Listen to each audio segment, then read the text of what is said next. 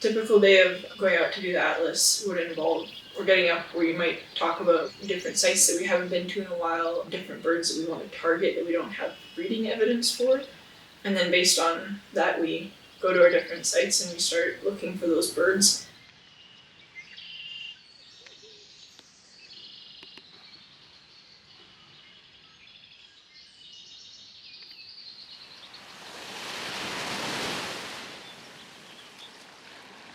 So there's quite a few different types of habitat that we visit. It can range from the big marsh, where we're looking for kind of like skulky, hiding in the grasses birds, and then it can change. Like if we're going down to Fish Point, the forest is a lot more dense. You might not even be able to see the birds that you're observing because you can only hear them. The foliage is so dense.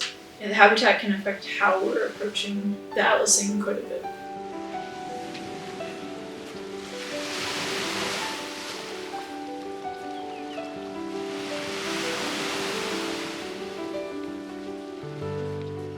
Like your normal eBird checklist, we're going for numbers. We like to find as many different species as we can.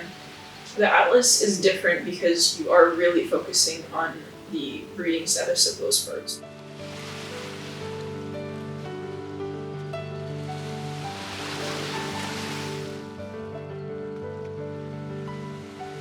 The different atlas breeding codes fall into 3 categories: possible, probable, and the third is confirmed.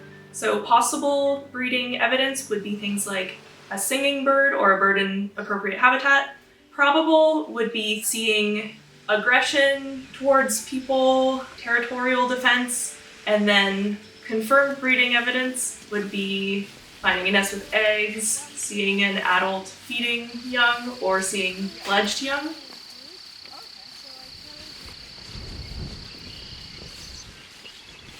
Were there fascinating things under that rock? Very fascinating. Just a very, very, very large spider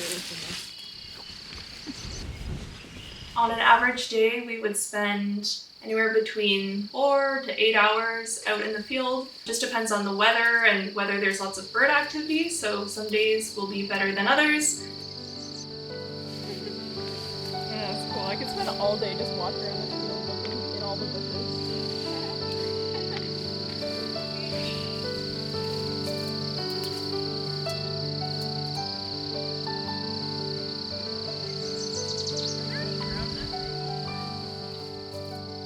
I think people should care about birds and bird conservation because birds are such an essential part of our larger ecosystems. The habitats that they're living in and the other organisms that they're interacting with are so important on a major level, not only for us, but just for all living things. And birds can be a really important indicator of environmental health.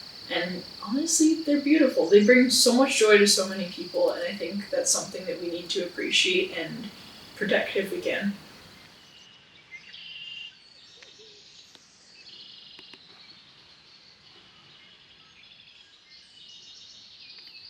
Once all of the atlasing has been finished, all of the data gets collected and turned into different statistics that we can visualize on a map, and it all gets compiled into one book that can be published and used by birders or researchers or people who are just curious about how different birds are using this area for breeding and which ones are breeding successfully in the area.